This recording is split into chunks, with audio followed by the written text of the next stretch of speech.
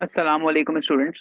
आज हमारा एसए का जो है ये सेकंड लास्ट लेक्चर है। और लास्ट लेक्चर के अंदर हम देखेंगे कि एक कंप्लीट एसए मैं आपको यहाँ पे शेयर करूंगा, पीडीएफ में भी आपको भेजूंगा, और हम उसको देखेंगे उसमें कौन कौन से कंपोनेंट और कैसे एक ऐसे पूरा लिखा जाता है।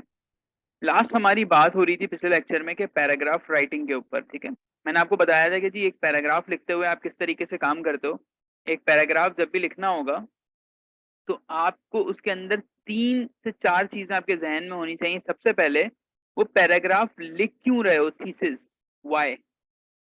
ठीक है, आप वहां जवाब दोगे कि भाई मैं ये थीसिस इसलिए लिख रहा हूँ, उसका रीजन, उसका एविडेंस नंबर 1, उसका एविडेंस नंबर 2, और उसको कंक्लूड करोगे। ठीक हो गया।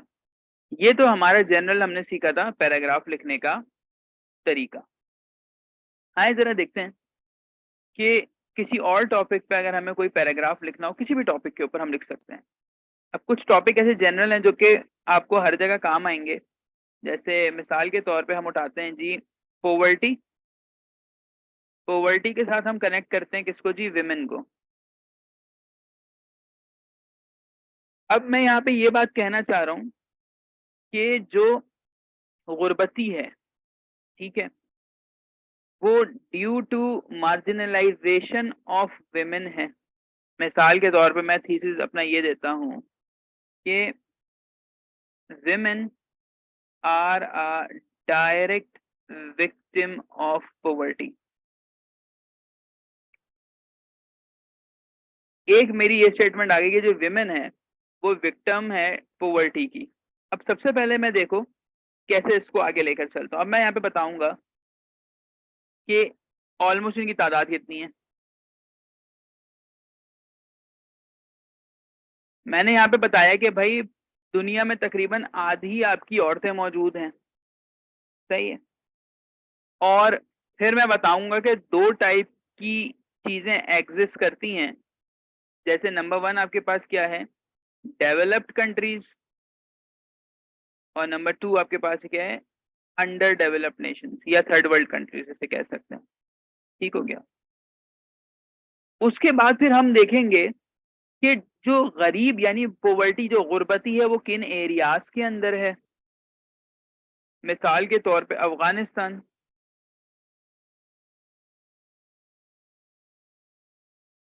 इसी तरीके से पाकिस्तान, इसी तरीके से सीरिया, यमन, एटसेट्रा। ऐसे आप, और पूरा आपका जो अफ्रीका है, आप इसको डाल सकते हैं सारे कंट्रीज। आप इनको एनालाइज कीजिए, ठीक है, एनालाइज करें, स्टैट्स डालें अबाउट विमेन पार्टिसिपेशन। ठीक हो गया। आप देखें कि जी इनमें खवातीन की जो परसेंटेज है वो कितनी है। जैसे अगर मैं कहता हूँ कि मिसाल के तौर पाकिस्तान में अगर अगर 10 से 15% वेमेन पार्टिसिपेशन है, तो जो डिफरेंट ममालिक हैं जो तरक्की कर रहे हैं उधर कम से कम 45 से 50% वेमेन काम कर रही होंगी। तो वहां गुर्बती नहीं है, या अगर है तो बहुत कम है। इसी तरीके से कोई एविडेंस 2 देंगे आप और एंड में उसको कर देंगे कॉन्क्लूड। तो इस तरीके से आप किसी भी एक टॉपिक को उठाओगे, उसके ऊपर बात करोगे और उसको कर दोगे आप कॉन्क्लूड। सही है। एक और टॉपिक देखते हैं। अगर आपके पास आ जाता है जी पार्लियामेंट के ऊपर, लेजिस्लेशन के ऊपर कुछ आ जाए, इसके अलावा रूल ऑफ लॉ के ऊपर कुछ आ जाए, तो आप इसमें ये लिख सकते हो कि जी हमारे मुल्क के अंदर जो पाकिस्तान है, Pakistan has been facing severe crisis in almost every department since its inception. ठीक हो गया। मैंने बोला पाकिस्तान में सबसे ज्यादा जो मसले मसाइल तकरीबन हर डिपार्टमेंट के अंदर हैं। One of the major departments that is facing that is facing complex and multifaceted issues is our parliament, is parliament। ठीक है बेटा। मैं इसको यहाँ पे इस तरह से बताना चाह रहा हूँ कि हमारी जो पार्लियामेंट है वो ज्यादा मसले मसाइल फेस कर रही है। अब ये मेरी एक थीसिस है। अब इसको बचाने के लिए या इसको प्रूफ करने के लिए मैं एविडेंस वन क्या दूंगा? एविडेंस वन ये है कि जी जब मुल्क बना तो कायदे आजम मोहम्मद अली जिन्ना ने कहा था कि parliament is the most important part of a sovereign state. कोई भी स्टेट होगी उसका जो मोस्ट इंपॉर्टेंट पार्ट या पिलर होगा वो लेजिस्लेशन होगा या पार्लियामेंट होगी। लेकिन जब आप इस पे बात करते हैं एविडेंस नंबर टू, तो आप बोलते हैं जी जियाउल हक ने क्या किया। इसी तरह जो मिलिट्री डिक्टेटरशिप आपके पास आई उसने इसके साथ क्या किया। फिर हमारे पास जो वोटर्स हैं, जो एमएनए एमपीएज हैं, इनके वोट बिक जाते हैं, ये चीजें गलत कर देते हैं। तो हमारी पार्लियामेंट के अंदर बहुत मसाइल हैं। मतलब ये कैसी पार्लियामेंट है जो कि मुल्क का सबसे बड़ा मसला है डैम का। ठीक है, हमारे मुल्क का जो अभी मसला चल रहा है वो किस चीज का जी? पानी का इशू है, डैम। उसके ऊपर हमारे पास कोई यूनिटी नहीं है। ठीक है, इसी तरीके से हमारे पास और क्या मसाइल हैं, वो सारे मसाइल जो है आप इसके अंदर लिखें और बताएं कि हमारे मुल्क के अंदर लोग सीरियस ही नहीं ले रहे इस चीज को। और उसका रीजन क्या है? उसका सिंपल सिंपल सा रीजन है। सिंपल सा रीजन आप उसका क्या पेश करेंगे जी? हमारे मुल्क के अंदर पार्लियामेंट को वैल्यू ही नहीं दी जाती। लॉज हैं, ऐसा नहीं है कि हमारे मुल्क में लॉज नहीं है, हमारे मुल्क में लॉज सारे मौजूद हैं, बट उनकी इम्प्लीमेंटेशन नहीं है। ठीक है, तो इस तरह से आपके पास आ जाता है कॉजेज और इम्प्लीकेशन का पैराग्राफ। अब मुझसे स्टूडेंट पूछता है कि सर जब हम रिकमेंडेशन लिखें ऐसे में तो वो कैसी होनी चाहिए? अब देखो, रिकमेंडेशन का जो पैराग्राफ है वो यूजुअली 5 से 6 पैराग्राफ आपने लिखने होते हैं। ठीक है, अब वो 5 से 6 जो आपके पैराग्राफ्स होंगे वो लेंथ में थोड़े कम होते हैं, राइट। लेकिन याद रखना कि आपने जब भी कोई रिकमेंडेशन देनी है वो आपने बहुत ज्यादा रियलिटी बेस्ड देनी है। सही है, ऐसी नहीं कि यार ये कर दें वो कर दें, नो। आपको सिर्फ ऐसे करना है कि that you are a commissioner, commissioner है, पीएसपी में है, आप कुछ भी हैं, आप उस सीट पे बैठे हुए हो। ठीक है, आप उस सीट के ऊपर बैठे हुए हो और आप वहां डिसाइड कर रहे हो। ठीक है, अब ये आपने अपनी तरफ से देनी है लेकिन रियलिटी बेस पे। मिसाल के तौर पे जैसे हम कहते हैं कि आपकी जो स्टेट ओन्ड इंटरप्राइजेज है, जैसे पीआईए हो गया, स्टील मिल है, वापटा है, ये सब हम सुनते हैं कि सदियों से किस में जा रहे हैं? डेफिसिट्स में जा रहे हैं, खसारे में जा रहे हैं सारे। सही है, डिफॉल्ट हो रहा है सब कुछ। अब तुम्हारे पास एक सजेशन आई। पहली सजेशन तो ये है कि जी इन सबको खत्म कर दें, तोड़ दिया जाए इसको, इनकी जगह न्यू बनाई जाए। पहली इस जो एस्पिरेंट सजेशन देते हैं ना, बोलते हैं मेक इट न्यू। हालांकि मेक न्यू जो है ना, ये सबसे बेकार तरीन सजेशन है। आप बना ही नहीं सकते। भाई आप ये कह रहे हो कि हर चीज को खत्म करें, एक नया इदारा बना दीजिए, आप बना ही नहीं सकते, आपके पास वो बजट ही नहीं है। सही है। सेकंड आप ये कर सकते हो कि reform the current services and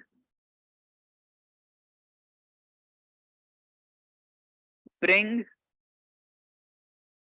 third party, जिसे कहते हैं, आप दूसरों को लाएं और आप, मतलब सामान से भी यही होगा लेकिन चलाने वाले बाहर के होंगे। या आसान अल्फाज में मैं कहूँ आपको कि प्राइवेटाइजेशन कर दें आप इस चीजों की। ठीक है, आप प्राइवेट इदारों को दे दें, आप प्राइवेट इदारों को दे, बोले भाई आप चला लो। सही है, तो अब आप मुझे बताइए कि इन तीन में से रैशनली आप क्या काम कर सकते हो? मतलब रैशनली से मुराद जो कि पॉसिबल है। देखो, नया हम नहीं बनाएंगे, नए का बजट ही नहीं है हमारे पास। रिफॉर्म भी हम कर सकते हैं, सही है, और हम क्या कर सकते हैं? प्राइवेटाइजेशन भी इसकी कर सकते हैं। ये दो ऐसी चीजें जो हम पॉसिबली कर सकते हैं। सही है, तो हम इसमें कैसे लिखेंगे कि privatisation of public sector is a significant challenge हम यहाँ से स्टार्ट करेंगे कि जी सिग्निफिकेंट चैलेंज तो आपको हर जगह आएगा, बट जैसे मैंने पढ़ा था कहीं पे कि पीआईए, स्टील मिल, ये जब भी ऑपरेट होते हैं ना, इवन आवर्स के लिए लाखों करोड़ों रुपए का नुकसान करते हैं ये। ठीक है, अगर 1 घंटा चलते हैं तो ये लाख रुपए का नुकसान, करोड़ों रुपए का नुकसान। और फिर आप इसमें इसके स्टैट्स देख सकते हैं कि पीआईए अगर पूरे साल आपके पास काम करता है तब भी आपको करोड़ों और अरबों रुपए का लॉस होता है। तो आप देखेंगे ये लॉस आप बेयर करना चाहते हैं या आप चीजों को रिफॉर्म करना चाहते हैं, तो इस तरह की रिकमेंडेशंस होंगी।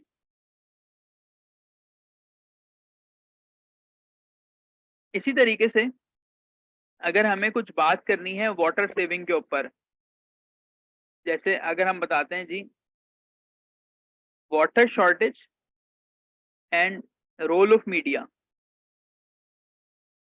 अब देखो पानी जो है वो 2025 तक की हमारे पास जो रिपोर्ट है कि 2025 में एक्यूट शॉर्टेज होगा, और उसके रीजंस भी हैं, ग्लोबल वार्मिंग भी है, इसी तरीके से जंग भी होनी है पानी के ऊपर, ये सब हमें पता है कि water is the new oil. ये देख लेना, ये ऐसे भी आ सकता है आपके पास कि water is the new gold, ऐसा करके भी कुछ आ सकता है, या water is the new oil भी आ सकता है। और वाटर को जहन में रखना, क्योंकि अभी पानी के ऊपर जो है ना वो मामलात काफी ज्यादा चल रहे हैं कि वाटर पे ही इशू हो रहे हैं। सही है।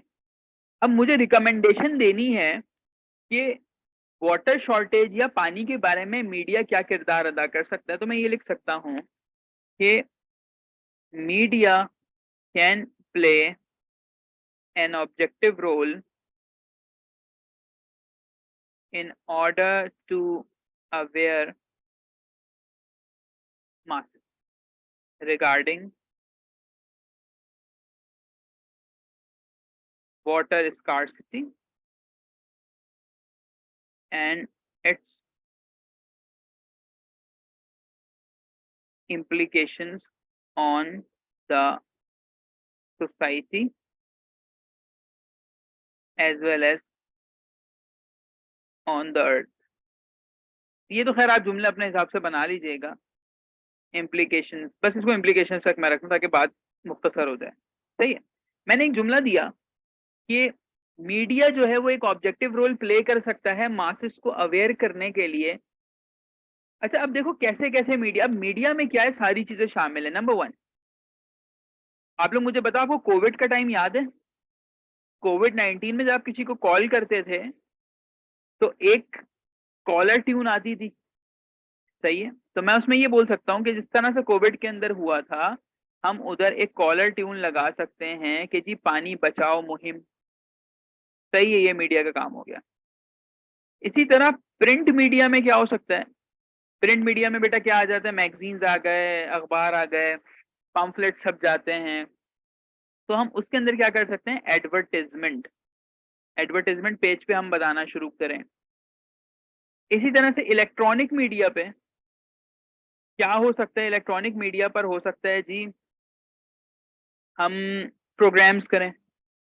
जैसे आपके पास ये मॉर्निंग शोज होते हैं, बिल्कुल बेकार मॉर्निंग शोज होते हैं मेजॉरिटी ऑफ देम, तो हम उस पे प्रोग्राम्स स्टार्ट कर दें जिसमें हम उनको अवेयरनेस दें लोगों को। सही है। इसी तरीके से हम और क्या कर सकते हैं, हमने फोन भी देख लिए, हमने प्रिंट मीडिया भी देख लिया, हमने इलेक्ट्रॉनिक मीडिया भी देख लिया, और फिर हम ये देख सकते हैं कि स्कूल्स वगैरह में, कॉलेजेस में, यूनिवर्सिटीज में वॉलंटियरली काम किया जाए बाय यूजिंग सोशल मीडिया। अच्छा अब तुमने कैसे लिखना है इसको, ये तो जनरलाइज कर दिया है मैंने। अब आपने इसको डिटेल में जाके लिखना है कि जैसे कोविड-19 की कॉलर ट्यून थी वैसे आप कॉलर ट्यून बनाएं। जैसे अभी आप लोगों ने देखा होगा मैसेजेस आते हैं फोन पे, से नो टू करप्शन। अब क्या है, आप बैठे में नॉर्मली कोई भी जिंदगी का काम कर रहे हैं, फोन पे आपके पास मैसेज आता है से नो टू करप्शन। अब आपको ये चीज पता चल रही है कि गवर्नमेंट हाथ पे हाथ रख के बैठी हुई नहीं है। राइट, गवर्नमेंट आपको क्या कह रही है कि देखो करप्शन नहीं करनी, से नो टू करप्शन। इसी तरह से बैंक्स के बार बार मैसेजेस आ रहे होते हैं बैंक से मैसेजेस आते हैं ना जिसमें आपका अकाउंट होगा कि देखें जी आपने किसी को अपना पिन नहीं देना, आपने अपना जो है वन टाइम पासवर्ड जो है वो किसी को नहीं देना। ये क्या कर रहे हैं, आपको अवेयर तो कर रहे हैं, ठीक है। इसी तरीके से बांग्लादेश में जो कॉइन्स वो इस्तेमाल करते हैं उसपे उन्होंने कुछ पिक्चर्स बनाई हुई हैं। जैसे एक किड है, लड़का है और एक लड़की है। अब वो क्या कर रहे हैं, उनके हाथ में किताब मौजूद है। अगेन दिस इज अवेयरनेस, सही है। तो ये एक रिकमेंडेशन में तुम बहुत सारी चीजों का बता सकते हो कि जी ऐसे ऐसे करके हम इसको कर सकते हैं। तो हमने डिस्कस किया कि आउटलाइन कैसे बनती है, उसके बाद हमने देखा कि इंट्रो पैराग्राफ कैसे लिखा जाता है, फिर बात की ट्रांजिशन पैराग्राफ्स कैसे होते हैं, और उसके बाद हम बात कर रहे हैं आज कि हर पैराग्राफ को लिखने का तरीका क्या है। मेजॉरिटी ऑफ द स्टूडेंट जो है वो रिकमेंडेशन में फेल हो जाता है। देखो तुम्हारा कहीं इंटरव्यू भी हो ना और तुमसे पूछा जाए कि रिकमेंडेशंस दें, रिकमेंडेशंस दो होती हैं, शॉर्ट टर्म और लॉन्ग टर्म, ठीक है। अब कोई भी मसला उठा लें आप, मसला हम एक ये उठाते हैं जैसे एक्सट्रीमिज्म, जो मुल्क के अंदर एक्सट्रीमिज्म है, टेररिज्म है, ये सारी जो बातें हैं, ये एक संगीन मसला है, बड़ा मसला है। अब लॉन्ग टर्म आपके पास इसकी स्ट्रेटेजी ये है लॉन्ग टर्म में कि देखो आप जो है ना अपने सिलेबस को रिफॉर्म करो, सही है। भाई सिलेबस रिफॉर्म होगा, उसमें से जो नेगेटिव एलिमेंट है जहाँ पे आपने हर जगह पे लिखा हुआ है कि जी इंडिया हमारा दुश्मन है और बाकी तमाम लोग काफिर हैं, हम ही सिर्फ ठीक हैं, मतलब ऑन अ नेगेटिव वे में जो आपने सारी बातें की हैं।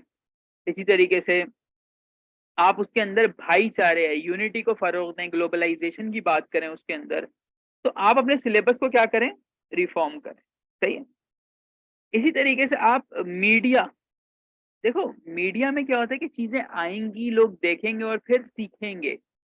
कोविड-19 आया, बिल्कुल अचानक से डे वन से कोई भी सही नहीं हुआ, प्रिपेयर नहीं हुआ। कैसे हुए, with the passage of time media बताता गया, बार बार ऐलान हो रहे हैं, स्कूल्स में बताया जा रहा है, ऑनलाइन क्लासेस में बताया जा रहा है कि आप ठीक हो जाएं, ऐसे कर लें। तो ये तो लॉन्ग टर्म हो गया। शॉर्ट टर्म में हम क्या कर सकते हैं, शॉर्ट टर्म में हमारे पास ये है कि हम अपनी सिक्योरिटी टाइटन कर लें, चेक लूप होल्स। देखो ये तो मैं कर सकता हूँ ना, मतलब कि जैसे मुझे पता चला कि जी आपकी जो बाजोड़ एजेंसी है, पहले फाटा का एरिया है, केपी है, बलूचिस्तान है, ये फ्रजाइल एरियाज हैं सारे के सारे। फ्रजाइल एरियाज कौन से होते हैं, जैसे कि वहाँ की टेरेन इतनी ज्यादा वो है, पथरीली है, पहाड़ है वहाँ पे, खुश्क मौसम है, जहाँ पे हाइड आउट्स हैं, टेररिस्ट के छुप जाते हैं वहाँ पे। और जो नॉर्मल बंदा है जो दूसरी जगह से जा रहा है उसे पता ही नहीं होता कि कौन कहाँ छुप सकता है, किधर आपके पास पहाड़ है, किधर आपके पास रेत है। तो थिंग इज कि आप उस टाइम पे क्या करें, अपनी सिक्योरिटी आप टाइट कर लें, अपने लूप होल्स देखें और उसके हिसाब से आप काम करना शुरू करें, ठीक है। कोई भी रिकमेंडेशन दो उसमें बजट लाजमी देखना भाई। आपको अगर कहा जाए कि जी एजुकेशन है पाकिस्तान में, फ्लाइट ऑफ एजुकेशन कर लेते हैं, सब आ जाएगा इसमें। फ्लाइट का मतलब होता है हालत, ठीक है। फ्लाइट ऑफ एजुकेशन, अब आपसे कोई बोले यार रिकमेंडेशन दे दो, आपने बोला अच्छा, आपने बोला न्यू स्कूल्स बना दें, आपने कहा जी न्यू टीचर्स लाएं, जो भी रिक्रूट हो हाईली ग्रेजुएट हो। उसके बाद आपने कहा कि जी साइंस एंड टेक्नोलॉजी होनी चाहिए स्कूल के अंदर, ठीक है। उसके लिए बड़ा हाईटेक सा आपका एक मामला होना चाहिए,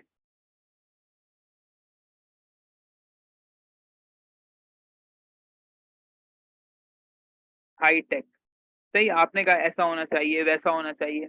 आपने कहा जी एग्जामिनेशन सिस्टम को रिफॉर्म कर दें। अब मुझे बताओ आप लोग कि ये जो मैंने चार बातें लिखी हैं, क्या ये पाकिस्तान में हो सकती हैं या नहीं हो सकती? जी अब मैं आपसे पूछूं, आप चैट में बताएं मुझे। मैंने क्या कहा, सिंपल कहा मैंने आप नए स्कूल बनाइए, आप नए हाईली ग्रेजुएट टीचर हायर करें, हाईटेक लेकर आए, एग्जामिनेशन सिस्टम को रिफॉर्म्स करें।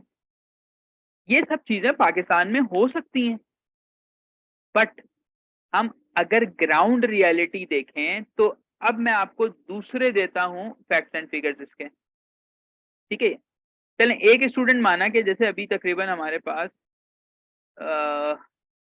एक स्टूडेंट है, वो जी कह रहे हैं कि ये वाली जो स्ट्रेटेजी है ना, मैं ये वाली अप्लाई करता हूँ। ठीक है, एक स्टूडेंट है वो कहता है कि जो गवर्नमेंट स्कूल्स हैं उनको आप क्या करो, उनको रिफॉर्म करो। ठीक है, उनको आप ठीक करने की कोशिश करो गवर्नमेंट स्कूल्स को, वहां पे आप इंफ्रास्ट्रक्चर अच्छा करो वहां का, यानी जो ऑलरेडी बिल्ड स्कूल है, सही है, जो आपके पास टीचर्स ऑलरेडी मौजूद हैं उनकी ट्रेनिंग कराओ, सही है, जो आपके पास सामान मौजूद है जैसे डेस्कटॉप्स हो गए, लैपटॉप्स रखे हुए होते हैं अक्सर इदारों में, आप उनको क्या करो, अपग्रेड करो। इसी तरीके से अपने सिलेबस को अपग्रेड करें, रिफॉर्म कीजिए, एग्जामिनेशन सिस्टम को आप थोड़ा सा कॉन्सेप्चुअल बेसिस पर लेकर आए, रॉट लर्निंग खत्म करें उसकी। अब मुझे बताइए कि ज्यादा बेहतर रिकमेंडेशंस आपको कौन सी लगती हैं, ये जो फर्स्ट वन ने दी हैं वो, या ये सेकंड वाली हैं वो?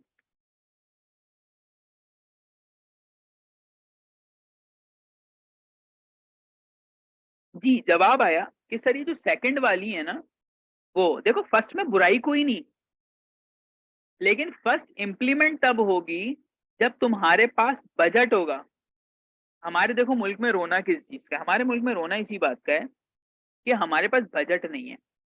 आप जाके किसी इदारे में खड़े होंगे ना, आप उनको बोलेंगे जी आपका कूलर टूटा हुआ है या पानी नहीं है, एसी नहीं है यहाँ पे, तो बोलेगा जी हमारे पास बजट नहीं। ये हर जगह का रोना है। तो तुम ऐसी रिकमेंडेशन दो ही ना उसको। ठीक है, इसी तरीके से अगर मैं बोलूं यार मुल्क में पानी के क्राइसिस में क्या करना चाहिए, आपने बोला सर नए डैम बनाते हैं। नाउ क्या आपको पता है कि it will cost you Arabs, like billions, millions, उससे ज्यादा पैसे लगते हैं इस पे। अब फिर उसके लिए क्या होगा जी, चंदा जमा करें, 10-10 रुपए मैसेज पे कटेंगे, आप जाके फिर वो मैराथन करें, टेलीथॉन करें जिसमें आप पैसा जमा करें डैम के लिए, कर सकते हैं, मैं मना नहीं करता। बट क्या ही अच्छा हो कि इसके अंदर आप बोलें कि सर देखें अभी पानी का क्राइसिस है तो हम अपने मंगला को, मंगला डैम, करबेला डैम जो ऑलरेडी मौजूद है ना, हम उनको क्या करते हैं, हम उनको रीस्ट्रक्चर, रिफॉर्म और उनको रिपेयर करने की कोशिश करते हैं। सही हो गया। इसी तरीके से हम एक कोशिश और ये कर सकते हैं कि चलें साथ में पानी का तो है मसला हमारे मुल्क में, लेकिन हम कोशिश करते हैं हमारा जो कैनाल सिस्टम है ना, उसके जो लॉसेस हैं हम उसको ग्रेजुअली कम करने की कोशिश करते हैं। सही है।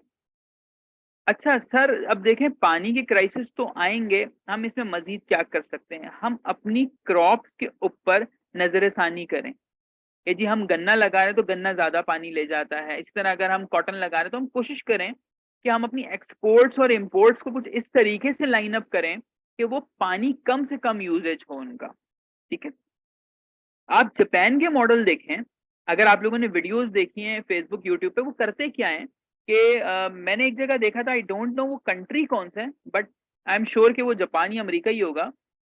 तो वो करते क्या थे कि जैसे आपके पास यहाँ पे सिंक है ना, ठीक है, आप हाथ धो रहे हो तो जो टैप वाटर है वो पानी जाता था और वो जाता था आपके कमोड के अंदर, सही है, और अगेन वो फिर भी कहीं और जा रहा है जिसमें वो यूटिलाइज करते थे, अगर आपने ऐसी वीडियोस देखी हैं तो। और हमारे यहाँ क्या होता है, ये पानी इस्तेमाल किया और ये चला गया गटर के अंदर, ड्रेन हो गया पूरा। और वो क्या कर रहे हैं, वो पानी को इस तरह से बचा रहे हैं। तो हम इस तरह के कुछ साइंटिफिक एडवांसमेंट की तरफ भी जा सकते हैं बेहतरी के लिए। सही है। तो जो हमारी रिकमेंडेशंस होंगी वो रियलिटी बेस होनी चाहिए और पाकिस्तान के हिसाब से होनी चाहिए।